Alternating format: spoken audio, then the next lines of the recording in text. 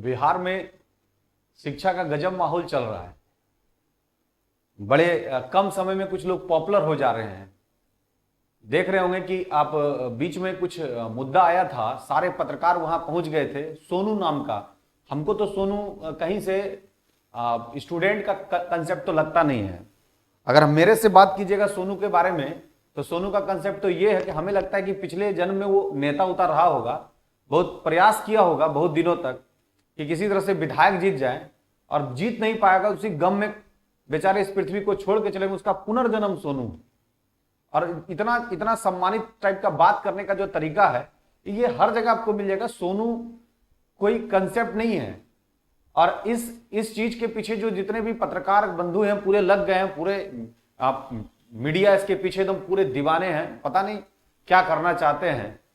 और आप जरा सा वैसे जगह पर भी जाने का कोशिश कीजिए जहां पर इस तरह के बहुत सारे बच्चे जो काफी मेधावी हैं और उन्हें जो जो संसाधन मिलना चाहिए वो उसे बहुत अच्छे तरीके से नहीं मिल पा रहा है। चलिए हम उस पर बात नहीं करने जा रहे हैं कि आप क्या करने जा रहे हैं, लेकिन लगातार जो माहौल बन रहा है ना, वो माहौल बहुत अनुकूल परिस्थिति का नहीं है, बहुत प्रतिकूल है।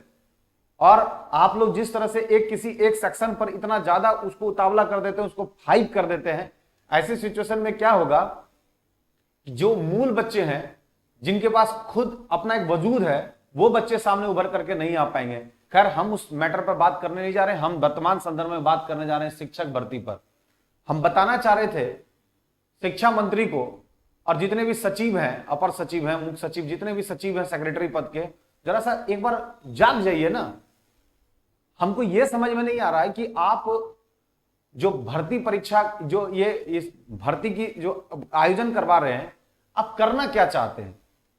पिछले और एपिसोड में हमने इस पर चर्चा की थी कि भाई करना क्या चाह रहे हैं, आपका टारगेट क्या है।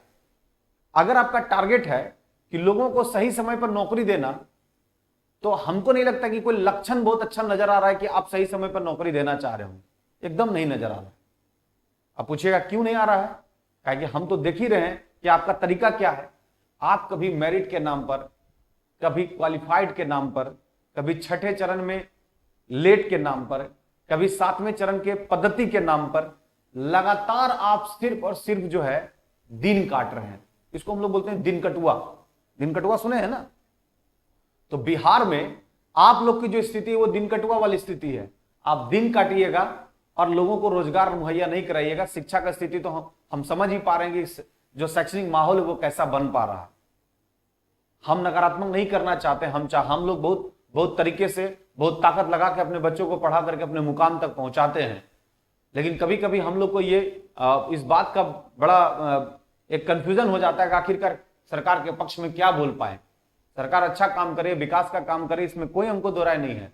बेहतर काम करे और बेहतर करे और विकास में इंफ्रास्ट्रक्चर को और बढ़िया करे। लेकिन जो मूल चीज है ना, मूल आवश्यकता है, जो बेसिक चीज है, उसमें कहीं ना कहीं गिरावट हमको देखने को नजर आ रहा है। आप सबको सबसे पहले शिक्षा पर आपको करना चाहिए सिस्टम।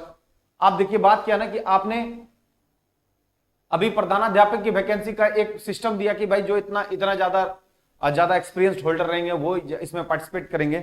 आपको क्यों नहीं लगता है कि एक क्वालिटी बेस्ड, जिनमें बहुत ज्यादा क्वालिटी, उनको चांसेस देना चाहिए। और अगर वो बेहतर लोग जाएंगे तो आप बताइएगा कि आईएएस जो बनते हैं उनको कौन सा पहले ट्रेनिंग मिला रहता है, कौन सा एक्सपीरियंस पा करके जाते हैं। सिंपल ग्रेजुएट जाकर के आईएएस बनते हैं और पूरे जिले को चलाते हैं। सिंपल ग्रेजुएट, एक साधारण आपके यहाँ एलिजिबिलिटी आईएएस बनने का सिंपल ग्रेजुएट, और वो ग्रेजुएशन कंप्लीट करते हैं और जाकर के पूरे डिस्ट्रिक्ट को चलाते हैं। और आपको शक होता है कि कोई आदमी बीएड कंप्लीट नहीं किया है और कोई आदमी 10 सालों तक या 5 सालों तक या 8 सालों तक इस स्कूल में पढ़ाने का काम नहीं किया, तो वह प्रधानाध्यापक का काम नहीं कर पाएगा। हमको लगता है ना कि आपको कोई ना कोई, आप किसी चीज से पूर्वाग्रह से ग्रसित हो चुके हैं। आपको लगता है कि इतना एक्सपीरियंस होगा तभी ये काम कर सकता है। एक साधारण आदमी ग्रेजुएट पास आईएएस निकाल करके पूरे जिला को कंट्रोल कर सकता है। उसी लेवल का अगर एक आदमी, अगर उसको आप मौका देते तो वो अपने स्कूल को बहुत अच्छे तरीके से चला सकता था, उसको अगर मौका देते उस क्वेश्चन को बना करके। लेकिन आपको क्या है ना कि आपको माहौल बनाना है, आपको नौकरी थोड़ी देना है। आप माहौल बनाइएगा। माहौल ये बनाइएगा कि हमने चयन की प्रक्रिया शुरू की और हमको अच्छा कैंडिडेट नहीं मिला, सीट खाली चल गया, तो इस चरण के सीटों को हम कहां जोड़ देंगे? 7वें चरण में। और आपको पता है कि आप क्या किए हैं? आप नियोजन की प्रक्रिया इतना लेंदी किए हैं कि निश्चित तौर पर किसी भी नियोजन इकाई में किसी का चयन होने वाला नहीं है। क्योंकि एक ही व्यक्ति का सब जगह नाम आ रहा है तो पक्का है कि आपकी पारदर्शिता, आपका जो ट्रांसपेरेंसी है वो हमको कहीं नजर नहीं आ रहा है। हम डंके की चोट पर कहते हैं कि आपकी पूरी प्रक्रिया, खासकर शिक्षक भर्ती की जो प्रक्रिया है वो किसी तरह से सहने लायक नहीं है। और जो कोई इसमें शामिल होंगे ना, वो जो कोई बीएड किए होंगे, जो कोई इस परीक्षा में एस्टेट पास किए होंगे, उन्हें ग्लानि लग रहा होगा कि इस दूसरा काम कर लेते तो ज्यादा बेहतर होता है। रोज गर्दनी बाग में बैठ करके लोग धरना दे रहे हैं, आपसे लोग मिल रहे हैं और आपके लोग उसको अलग अलग आश्वासन दे रहे हैं। करना क्या चाह रहे हैं? आपके पास कोई सेगमेंट नहीं है, कोई काम नहीं है, कोई आपके पास कोई इसका विजन नहीं है। अगर एक अच्छा विजन होता तो जरूर आप अच्छे कामों को कर पाते। दरखास्त करते हैं आप लोग से, और जितने व्यूअर्स हैं पहले वो देखते हैं ना, इन चीजों को इतना शेयर कीजिए, इतना शेयर कीजिए कि कम से कम किसी सचिव तक और किसी मंत्री तक इस बात की पहुंच होनी चाहिए कि भाई माजरा चल क्या रहा है। शिक्षक भर्ती पूरे बिहार में एक त्योहार का आयोजन कर दिया गया है। कहीं जाइएगा आपको त्योहार टाइप का लगेगा। शिक्षक भर्ती परीक्षा, उसका ये चयन हो रहा है, 6ठा चरण, इसमें नियोजन हो रहा है, वो हो रहा है। आपको सेंट्रलाइज वैकेंसी कराने में क्या दिक्कत हो रही है? हम तो एक बार आपको कहे भी थे कि अगर आपको ज्यादा तकलीफ हो रही है तो हम लोग जैसे 4-5 आदमी को जिम्मा दीजिए, सेंट्रलाइज वैकेंसी करा करके फुल एंड फाइनल आपके हाथ में रिपोर्ट सौंपते हैं और एक डिसक्वालिटी के आदमी को देख लीजिएगा तो आप कहिएगा कि इनके चयन प्रक्रिया में दिक्कत है। लेकिन हम लोग को कौन पूछने वाले हैं? हम लोग तो शिक्षा दे रहे हैं, बच्चों को तैयार कर रहे हैं समाज के लिए, तो हम लोग सबसे बड़ा घातक बनने जा रहे हैं। हम बच्चों को तैयार करके नौकरी के लायक बनाते हैं और जब उसे नौकरी नहीं मिलती तो उससे आंदोलन करता है, तो आपको लगता है कि हमने तैयार किया है और हम लोगों ने एक फौज खड़ा कर दिया है। हम लोगों ने फौज नहीं खड़ा किया है। हम बच्चों से चाहते हैं कि उसका सही वजूद उससे मिले। अगर वो जितना तैयारी किया उस अनुसार उसकी तैयारी का उसको मुकाम मिले। बच्चे अपने सब कुछ सौंप के आते हैं, घर से उनको भेजा जाता है। बिहार में कोई इंडस्ट्री सेक्शन नहीं है, किसी तरह का रोजगार का अलग मुहैया नहीं है। बच्चा अगर तैयारी कर रहा है और अगर वो तैयारी कर रहा है तो सही वक्त पर उसकी नौकरी नहीं होती है तो बच्चा सामाजिक संरचना में बच्चा जीने लायक नहीं होता है। आपको क्या पता चलेगा? आपका बेटा, आपका बच्चा जो बड़े ओहदे पर हैं, उनका बच्चा इस चीज का सामना थोड़ी कर पाता है। उनको समाज से क्या लेना है? कभी वो सामाजिक संरचना में बैठेगा क्या? वो सामाजिक संरचना में बैठने नहीं जा रहा है। उसे कोई सवाल नहीं करने जा रहा है कि पिछले 5 साल से तैयारी कर रहे हो तो कर क्या रहे हो। उसे कोई सवाल नहीं करने जा रहा है। लेकिन एक मध्यम वर्गीय बच्चा, एक लोअर मीडियम वर्ग के फैमिली के बच्चे अगर किसी शादी समारोह में जाते हैं तो भोजन करते समय उससे पूछा जाता है कि 2 साल से तैयारी करो, काहे नहीं हो रहा है? भोजन भी अंदर नहीं जाता है। आपको कहां पता चलेगा? आपका बच्चा तो कहीं हाई प्रोफाइल में पढ़ेगा, और नहीं पढ़ेगा तो उसको एक बड़ा बिजनेस दे दीजिएगा, और नहीं होगा तो अपने पद को दे दीजिएगा, और नीचे जो आपके अनुयायी हैं, जो फॉलोवर हैं, कहिएगा आज से इसको नेता मान लो, और वो इसी को मानना शुरू करेगा। चाहे आपके फॉलोवर में कितना भी क्वालिटी हो, आपके फॉलोवर में कितना भी गुण हो बहुत अच्छा करने का, तब भी अपने बच्चे को उठाकर लाइएगा ऑस्ट्रेलिया से, उठा के लाइएगा कनाडा से, उठा के लाइएगा बेंगलोर से, और कहिएगा इसको नेता मान लो। पहले आपका झोला ढो रहा था, उसका झोला ढोना शुरू कर देगा। यह माजरा चल रहा है। इस माजरे पर बोलेगा कौन? कोई नहीं बोलना है, और जिसको बोलना है उसको समझ में नहीं आता है। शिक्षक भर्ती एक दैट इज अ टाइटल है, लेकिन समाज की संरचना को बदलने के लिए अब अपने वजूद को ढूंढना जरूरी होगा। और मेरे कहने, हम इस बात को हमेशा से कहते आ रहे हैं कि अपने वजूद को ज्यादा तैयार कीजिए, अपने पे ज्यादा ध्यान दीजिए, और आप अपने से ज्यादा बेहतर अपने बेहतरी के बारे में नहीं सोच सकते हैं। और निश्चित तौर पर ध्यान दीजिएगा कि जिस दिन आप अपने बारे में ज्यादा सोचना शुरू कीजिएगा, उस दिन आप सबसे ज्यादा सफल हो जाइएगा। अपने बारे में सोचिए, अपने लिए समय निकालिए, अपने वजूद को पहचानिए, अपने ताकत को पहचानिए, अपने क्वालिटी को समझिए और मैदान में आइए। किसी के पीछे जो इतना वक्त जाया कर रहे हैं, अपना टाइम पास कर रहे हैं, वो टाइम पास करने से आपको खुद बहुत बेहतर कुछ मिलने वाला नहीं है। शिक्षक भर्ती की परीक्षा इसी तरह से लगातार चलते जा रहा है। इस चीज को पाने के लिए हर हाल में लोगों को एकजुट होना पड़ेगा। आप लोगों को फंसा दिया गया है कि वो क्वालिफाइड हैं, वो मेरिट हैं, आपके एकेडमिक पर 50% तो आपके इस पर 50%। क्या बात है भाई? आप लोग इस सब सिस्टम में क्यों पढ़ते हैं? जो आपका डिमांड है उसको अपने तरीके से कीजिए। आप आपस में क्यों डिस्प्यूट फैला रहे हैं? आपकी लड़ाई है सरकार से। सरकार को आपको सही समय पर नौकरी देनी चाहिए, और आप क्या करें? अपने में खुद उलझ गए। देख रहे हैं कि हम लगातार यूट्यूब में कुछ लोग आते हैं, वो मेरिट के खिलाफ बोल रहे हैं, कुछ क्वालिफाइड के खिलाफ बोल रहे हैं। हमें समझ में नहीं आता है कि आप लोग आपस में क्यों ये बात कर रहे हैं। हमें समझ नहीं आता कि छठे चरण वाले सातवें चरण के बारे में बोल रहे हैं, सातवें चरण छठे चरण के बारे में बोल रहे हैं। हमें समझ में नहीं आता कि सीटेट वाले बीटेट के बारे में बोल रहे हैं, वो एस्टेट के बारे में बोल रहे हैं। आप लोग ये बात को समझिए कि आप डिमांड कर रहे हैं, पीछे से कोर्ट केस होता है।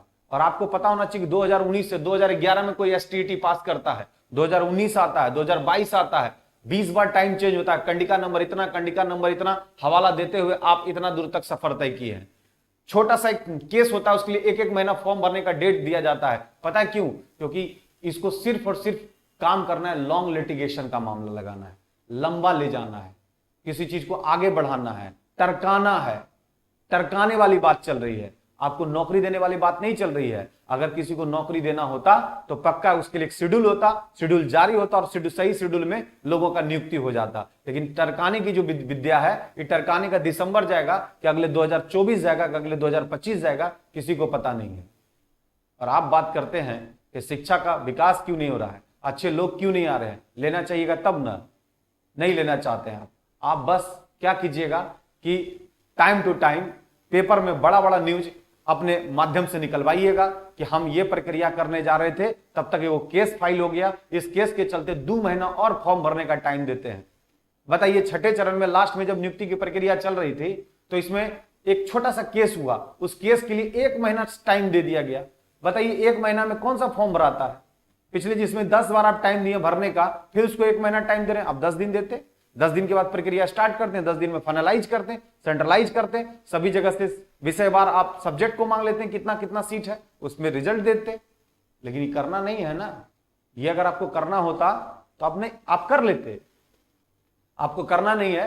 ये काम चलता जाएगा, सतत प्रयास होता जाएगा।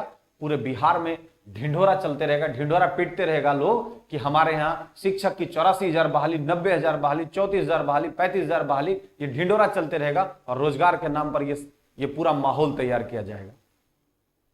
अब भी वक्त है, समझ जाइए। इन युवाओं में इतना ज्यादा सिस्टम मत डालिए कि ताकि वो कहीं ना कहीं अपने सिस्टम, अपने मेंटल लेवल को जो है डिस्टर्बेंस सिस्टम में आ जाए। क्योंकि आप जो है ना एक तरह से मानसिक प्रताड़ना बच्चों को दे रहे हैं, कहीं ना कहीं ये तो नजर आ ही रहा है। ऐसा प्रताड़ना दे रहे हैं कि जो बच्चा कभी किसी से कहा था कि आप देखिए ना 2-3 महीने के अंदर हमारी नौकरी हो जा रही है, उससे जब पूछ रहा है तो वो शर्मा के दूसरे गली को बदल रहा है।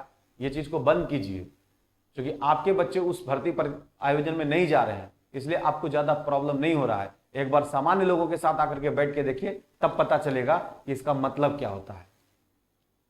जितने भी व्यूअर्स हैं जो इसको देख रहे हैं, कृपया करके इन चीजों को अगर आपको प्रोसीड करना है, चूंकि हम बार बार आवाज उठा रहे हैं, इस बात को अगर आगे तक प्रोसीड करते हैं तो निश्चित तौर पर आपको लगेगा कि ये कहीं ना कहीं पॉजिटिव हुआ है।